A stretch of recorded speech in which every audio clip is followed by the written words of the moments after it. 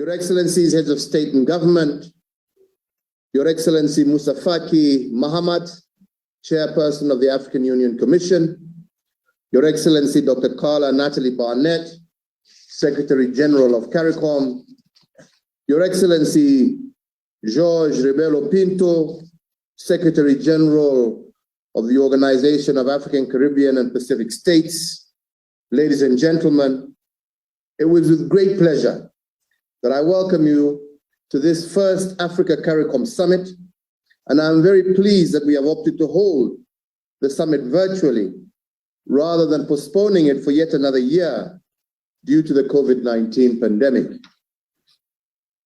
Kenya is indeed grateful and feels honored to host this inaugural summit of what I believe is the first of many such summits to follow in the future in our efforts to strengthen the cords of unity of the African peoples across the world. Your Excellencies, ladies and gentlemen, between the 16th and the 19th century, 10 to 12 million enslaved Africans were transported across the Atlantic Ocean to the Americas and the Caribbean. United by our heritage as one people of African descent, we meet today to start working together to confront the common challenges that face us, to strengthen the historical and cultural ties that bind us, and to build social, economic, and political linkages that will promote shared prosperity and social progress for us all. As we begin this journey, I would like to invoke the words of Martin Luther King Jr., and I quote, "We must learn to live together as brothers or perish together as fools," end of quote.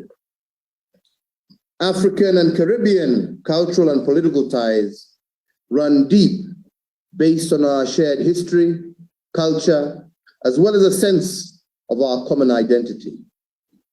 Our common historical experience of slavery and colonialization inspired Africa's founding fathers to form the Pan-African movement in the 1900s. This movement was championed by the Africans in the diaspora, which established the foundations of a rich and vibrant African-Caribbean relationship. So today, let us come together and seize the moment to harness the tremendous potential of this unique relationship into a powerful social, economic, cultural, and political force.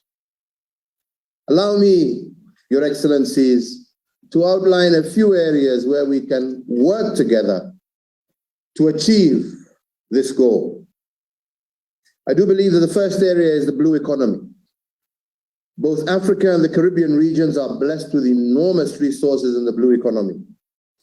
The African continent has 38 coastal states and island states, and a coastline of well over 47,000 kilometers. All members of states of CARICOM, they enjoy access to approximately 1 million square miles of the Caribbean Sea. This presents enormous opportunities to strengthen and foster innovative partnerships across the two regions to sustainably exploit and harness the potential of the blue economy. Excellencies, sustainable exploitation of these resources will no doubt boost economic prosperity, expand creation of decent jobs, and strengthen food security in our two regions. The second area, Excellencies, is climate change. Climate change remains an existential threat to all of us.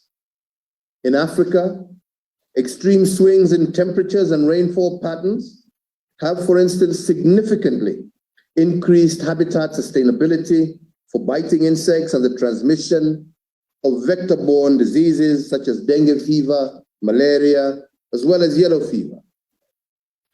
An estimated 94% of global malaria deaths occur in Africa, an epidemic that often occurs after periods of unusually heavy rain.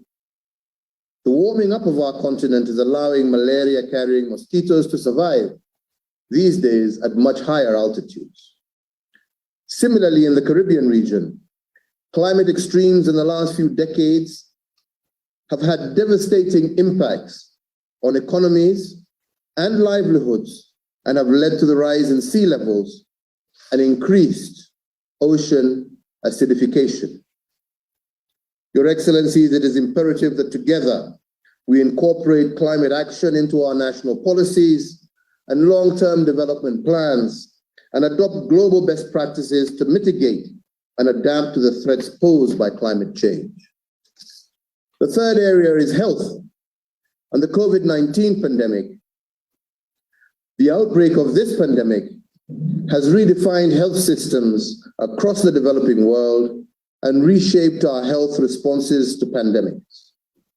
In Africa, as well as across the Caribbean region, the pandemic has overstretched our health systems and challenged our traditional approaches to public health. While the number of COVID-19 fatalities are relatively low in our two regions, we are struggling to obtain the much-needed COVID-19 vaccines.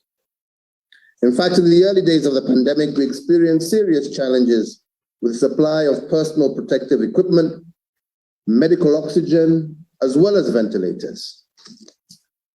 This, my brothers and sisters, is a wake-up call for all of us in the developing world. We must do what it is to build our own manufacturing capacity for vaccines and critical medical supplies. And in addition, we must strengthen research, surveillance, and monitoring capacity in order to mount effective responses to COVID-19 and other possible pandemics in the future. The fourth area is debt sustainability.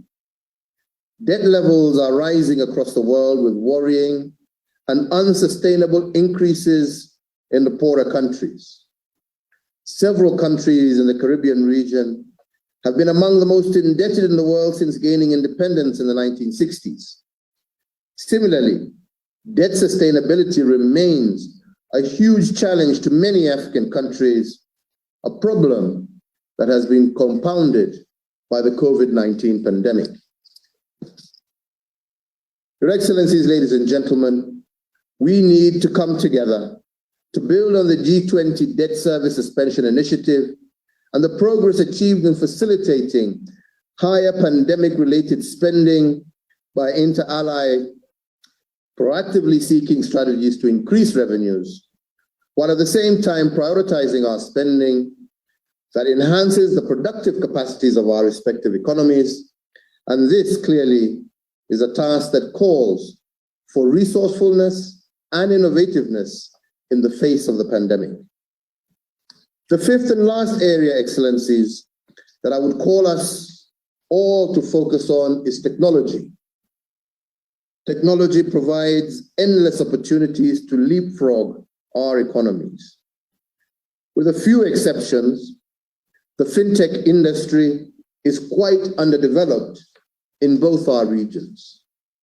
About 66% of the African adult population is unbanked, while in the Caribbean region, the fintech startup ecosystem is still evolving.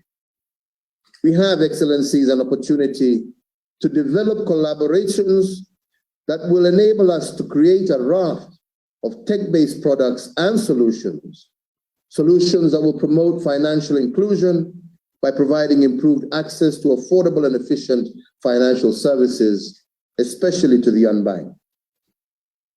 So, Your Excellencies, today we're taking the first of our baby steps in what promises to be an incredible journey in forging closer ties with Africans at home, those in the diaspora, as well as all people of African descent. Moving forward, I want to assure all of you of Kenya's commitment to spearheading this journey towards the shared prosperity of all our people. I thank you all, and I want to wish you all the most fruitful deliberations as we move forward.